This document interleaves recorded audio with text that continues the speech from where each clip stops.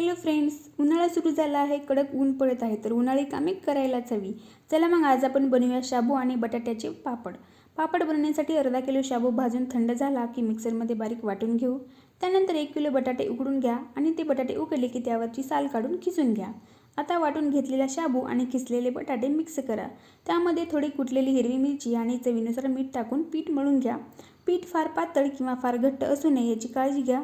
पीठ छान मळून तयार आहे. आता आपण पिठाला थोडं वाफवून घेऊ. त्यासाठी एका चाळणीला तेल लावून त्यात पीठ एकसमान पसरून घ्या आणि ती चाळणी एका उकळलेल्या पाण्यावर ठेवून त्यावर प्लेट झाकून ठेवा, म्हणजेच पीठ छान वाफेल. 5 ते 7 मिनिटं झाले की पीठ काढून घेऊ आणि आता त्याचे छोटे छोटे गोळे बनवून पापड तयार करून घेऊ. पापड मी मशीनमध्ये तयार केलेले आहेत. तुम्ही पोळीपाटावर लाटून सुद्धा हे पापड बनवू शकता. हे पापड अगदी फॅन खाली सुद्धा एका दिवसात वाळतील. पापड छान वळले की चला आता तळून बघू. गॅसवर कढई ठेवा, त्यात तेल टाका.